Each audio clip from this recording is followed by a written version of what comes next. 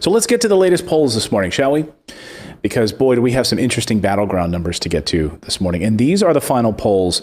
I'm surprised by this one particularly because this one shows Florida in red. This is one of the UVA Center for Politics poll. This is their crystal ball poll, which is the final one. I was most struck by this because it shows Georgia blue. Could Georgia finally become a blue state? And Florida now leaning red in this last battleground poll, Center for Politics, the UVA. Interesting. So if that happens tonight, I've been saying if Florida ends up going early, one way or the other, if it goes early for Biden, if Florida goes early for Biden, then of course it's going to be a quick night. And I think that's where James Carville is predicting by 10 p.m. we will know who wins this thing. But if Florida goes red, then we are in for a long night. We are in for a long night. And that's what this poll is showing. Florida red, Texas red, Georgia blue, North Carolina blue, Pennsylvania blue. It's a very difficult, it would be very difficult here for President Trump to win given any of these numbers. Overwhelming 321 electoral votes. You need, of course, 270 to win. So whoever gets there would seal that deal. Here's another one, though. 8 p.m., folks. This is where all things, I think, center around 8 p.m. tonight. 8 p.m. Eastern time. This is when these polls close. Pennsylvania, Maryland, New Jersey, Delaware, D.C., Massachusetts, Connecticut, Rhode Island, Maine, New Hampshire, Florida, Alabama, Mississippi, Texas, Michigan, Kansas, Oklahoma, etc. 8 p.m. We could know who the president is very soon thereafter tonight, after 8 p.m. Let's take a look at some of these other polls this morning. Some of the data, the U.S., of course, just surpassed 100 million votes. That's already 74% of the 137 million that voted. Now, this poll was the most accurate poll during 2016. It was the USC Dorn's Life poll. Do you remember that poll? No, you don't. Neither do I. No, this was the most accurate one from 2016. Former Vice President Biden leads Trump by double digits nationally in this poll. That was the most accurate poll in 2016. 54% to 43% Biden to Trump. And it's been unchanged since the summer. Trump's favorite pollster, Scott Rasmussen of the Rasmussen Reports. Trump loves to talk about how Rasmussen was one of the only ones that really got it right last time. He also has double-digit margins for Vice President Biden. And that's consistent with a lot of the other major polls out this morning. The final NBC Wall Street Journal poll of the campaign, for example, shows Biden leading 52 to 42%. That's a Wall Street Journal poll, NBC News poll, 52 to 42, a 10-point lead for Biden. And that's identical to what they found in January. So a lot of these polls have held fairly steady. Now, there was a question, okay, will there be a last-minute break? All of these pollsters are looking for these last-minute, Hillary Clinton email scandal break. Is this going to go one way or the other? So all of these battleground pollsters have been analyzing this over the past 24 hours. And here's the bottom line. There are no late breaks. There are no late breaks, Hillary Clinton email scandal style. Not here. There's no late breaks in any of these polls. That's not good news for Trump. I think President Trump had been hitting on that Hunter Biden story as much as he could, but then he heard from Frank Luntz, a GOP pollster, and Ted Cruz and Mike Huckabee, all telling him, hey, this is a loser. Don't waste your time. You have 1 week to try to move the numbers, and you're going to waste it on Hunter Biden? Didn't work. And we now see it in these numbers. So here's the deal. In these battleground states, they've remained unchanged in recent days. And according to this new NBC Wall Street Journal poll, that there was little movement at all. There was a slight little tiny shift towards President Trump, but nothing like we saw 4 years ago. The poll conducted on Sunday in 12 states finds Biden leading 51 to 46%, these battleground polls. 51 to 46. That is outside of that Hillary Clinton margin. So you'd have to be really bad at your polls. Like you'd have to be a really bad pollster to screw it up by that much. We talk about the margin of error being usually 1 or 2%. If you're 5 points screwed up, then you should be out of business. Right? That'd be like going into McDonald's and you order the number 4, right, which I think is the quarter pounder with cheese meal, and you leave with a filet of fish meal and a McFlurry. Like you didn't even get close. You should be fired. I do like a filet of fish. It scares me that you know that number. There's a lot of McDonald's that I've eaten in my life. Plus, I also worked at McDonald's. That was my first job. I was on the grill. I worked the grill behind the scenes. So all that magic that you were tasting came from me. You ever see the movie The Founder? No, what is that? The Founder with Michael Keaton? Is it Ray Kroc? No, yeah, it is. If you work there, you need to watch that. I have not. That's an amazing movie. I will check that out. Maybe I'll watch that tonight because nothing else is happening tonight.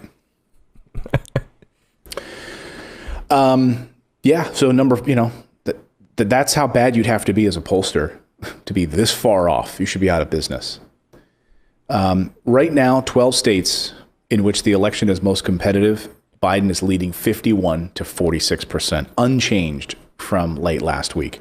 Again, this poll, though, stood out to me as most interesting. Florida at 29 electoral votes is leaning red in this final battleground poll, and Texas goes red for Trump. South Carolina, Georgia goes blue. Arizona goes blue. Wisconsin, blue. Michigan, blue. Pennsylvania, blue. I think this poll, it was one of the more interesting ones that we saw last night. Well, they're also getting in their final messages. So now that we have their final polls, we have their final messages. The presidential candidates made their case yesterday, going to Michigan, Pennsylvania, where they tried to close this thing out. And it was certainly a tale of two campaigns. President Trump spent an inordinate amount of time yesterday talking about voter suppression, in his own words, basically telling people that we shouldn't be counting these votes. He was upset about a number of different decisions from the courts, in Texas specifically, in Harris County, where the federal judge said, no, you have no argument for getting rid of 127,000 ballots that were cast by people that drove up in their cars to these polling places, these drive-through polling. You tried to argue, the GOP tried to argue, that these were polling places, that the car became a polling place. The judge said, that's garbage. They were pulling into a tent and they were met by a poll worker. They would fill out their ballot, cast it in private in their own private car tent because of COVID. The federal judge upheld the state Supreme Court in Texas. Nada. The same thing is true in Pennsylvania, where the Republicans had tried unsuccessfully to basically say, hey, if your ballot arrives late, these mail-in ballots and absentee ballots from overseas, hey, military members that send in your ballots, and if there's a delay in the mail, and it's even though it's postmarked ahead of time, you shouldn't count those. You had that little weasel from the Trump campaign come on TV. What's his name? Jason Miller. Basically saying that, we shouldn't be counting these votes. That we have a duty. Like if these votes had come in late, that we just shouldn't count all these votes. We shouldn't count them all. That's somehow unconstitutional to count all these votes. Okay. So President Trump yesterday just spent an inordinate amount of time in Michigan at his final rallies talking about all of this stuff, all of this ridiculous stuff, wasting his time. This is his final closing message. He was in many ways acknowledging that he's going to lose. He mentioned that a few times. He's like, how could I lose? How am I going to lose? Look at all you people. This is great. How am I going to lose? How could a loser have this type of a crowd? It's one of his arguments. Here he is, though, spending a lot of time talking about the suburbs. This was one of his closing arguments, is that he wants those suburban women to vote for him. because he has kept poor people, he's kept black and brown people out of your neighborhoods. Hey, suburban white women, do you love me? Do you love me? That's what he's saying. Come on, suburban white women. I've protected your suburbs. So here he is yesterday with one of his closing arguments. I'm keeping the poor people out of your neighborhood. Please destroy the suburbs. Women of the suburbs, please. Okay, please. I love that they hand out signs too when they go into these events. Like, here, are you a woman? Here, take one of these pink women signs with you. Okay, we need to get this behind him on camera. We need women. We need them. Wiped out a regulation that would have destroyed your home, to put it mildly. Would have destroyed your American dream. Yeah, because when black and brown people move into your American dream, guess what happens? Would have been awful, wouldn't it?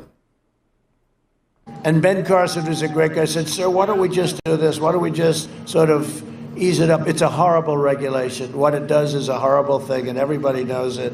It would have destroyed the suburbs. I said, Ben, let's just cut it out. Let's terminate it, because there's no negotiating here. Let's just terminate it.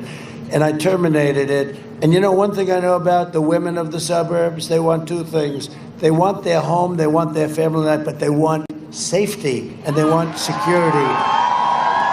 And that's what we provide. And I think this will be like 4 years ago. Remember, Donald Trump will do very poorly with women at the end of the evening when they're all crying. You know, remember they were crying? Remember? Martha Raddatz, oh, she's very impartial. She was another one of my debate anchors. I had some real beauties, didn't I? She was crying, and they all said we're going to do badly with women. I'm going to do terribly with women. I said, why? What's so bad? Tell me what's so bad. And at the end of the evening, he's done very well with women. What happened? No, but this time we're going to do even better, because we are providing safety and security, and for the suburban women, I mean, we're saving the suburbs. This regulation was. Yeah, we're just going to keep all. We do not want poor people moving into your suburban dream. Yeah, we're going to keep them out. So I did that. I want you to remember that. So I spent so much time talking about it. I need women to come vote for me. Please come vote for me. I'm giving you safety. You feel safe right now? Feel secure. He also went to task against LeBron James, Lady Gaga. Of course, LeBron James throwing his support behind Biden. This is his, I just want you to think about, this isn't like a rally in February. This is the last rally. This is it, folks. No more. And you're going to spend a time talking about the NBA and Lady Gaga? This was his message last night. Don't like, how about basketball? How about LeBron? I felt badly for LeBron. I felt very badly. Down 71%. And that's for their champion. I didn't watch one shot. I get bored. Back, forth, back, forth. You know why? When they don't respect our country, when they don't respect our flag, nobody wants to watch. Nobody. And the NFL is way down. The NFL is way down. You got to stand for our flag. You got to really be great to our flag and to our anthem. Yeah, you got to hug it like I do. Remember that? One of the most cringeworthy moments when he goes up and he gives the flag a big hug. You got to hug the flag. And if you don't do that, we're not watching.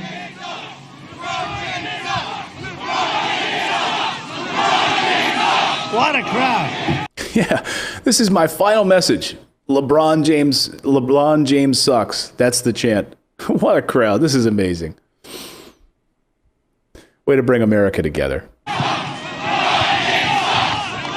What a crowd. Hey, I have 3 more of these to do. Do you want me to stay with you all day? Yes. He's saving his best material, right? I've got 3 more of these to do. So I'm going to fly into Michigan and I'm going to start talking about LeBron James again. I'm going to tell women there. And then I'm also going to talk about Lady Gaga. Really got it nailed down. Got 3 more of these to do. Want me to stay with you all day because you love me? That wasn't it. He went after Lady Gaga as well. Now he's got Lady Gaga. Lady Gaga. It's not too big. I could tell you plenty of stories. I could tell you stories about Lady Gaga. I know a lot of stories about Lady Gaga. Well, because, Lady Gaga was performing at Biden's event in Philadelphia, his final rally in Philadelphia. I have to tell you, though, when you look at the tail, I'm just being objective here, because I go after both sides on this. The same type of enthusiasm. I was in Butler, Pennsylvania, covering the election in 2016. And the enthusiasm there for President Trump at the time, or then candidate Trump, was, I didn't see anything for Hillary. It was like a ghost town for Hillary Clinton. I have to say, seeing a bunch of these rallies and his final one in Grand Rapids, just the enthusiasm and the size of the crowd, everyone there, with their signs and all huddled together closely. The enthusiasm, it's like the tale of two videos right now, watching that versus a Biden rally. It doesn't look, it's not even on the same level, the enthusiasm.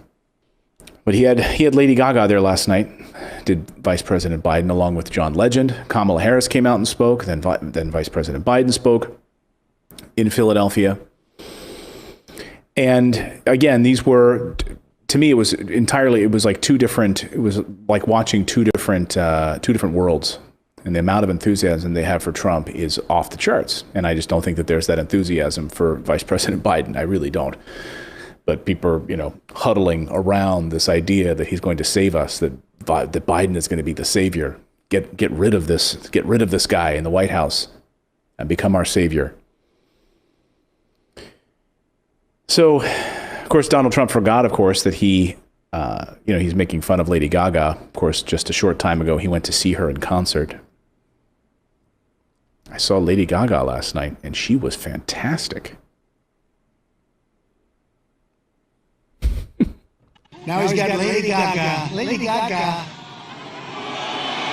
It's not too good. Not too good. She's not too good, he said. I could tell you plenty of stories. I could tell you stories about Lady Gaga. I know a lot of stories. I know Lady Gaga stories. I got a lot of stories.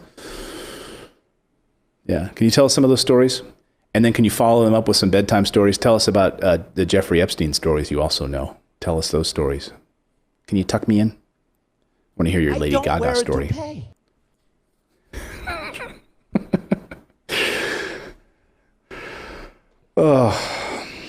I wanted to show you some of this, if I can bring it in here, but it was too large of a file and I couldn't get it, but I will try to get this in here.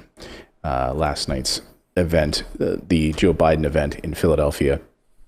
I was a little behind today and couldn't get this thing in here, but nevertheless, Philadelphia, that was the scene, freezing in Philadelphia. Joe Biden making his closing argument. He was talking about, inclusivity. He was talking about bringing the country together. He was talking about Donald Trump's failures on COVID. And you can just tell they're all tired. They're just exhausted at this point. Frozen mouths in these battleground states. It is telling, though. I can't help but wonder why President Trump hasn't been spending more time in Florida. Do they feel like they've got this locked up at this point? Do they feel like Florida is in the bag? And that's why they're not spending the time there. Is Ron DeSantis lying to President Trump, governor of Florida? Is he telling him things he wants to hear? We got this for you, Mr. President. Spend your time in Michigan. Spend your time in Pennsylvania. We got this. We're going to turn out the vote. We're going to do what we can down here. We got it for you. Don't worry about it. I don't know. Again, James Carville seems to believe that come tonight at 10 p.m., we will know who the president of the United States is. And to me, that means Pennsylvania and Florida. We will know those very early. Again, by 8 p.m., these polls close and they start tallying them. Pennsylvania, Florida, Alabama, Texas, Michigan. We will probably, if James Carville is right, know who's president of the United States by that time. And if we don't, then it could stretch on for days. And we could have court battle after court battle, and it could be an absolute nightmare. He called into Fox and Friends, President Trump did this morning, his favorite morning show. And when he was asked whether or not he would, is he going to fight this? Is he going to not declare victory or concede, etc.? He said, look, I'm going to wait, and I'm not going to play games, and I will announce that I'm the winner if I'm the winner. I'm not going to play games. So that's reassuring. So he's not going to just come out and prematurely announce that he's the winner when he doesn't know that he's the winner. Okay, that's encouraging. Good news there.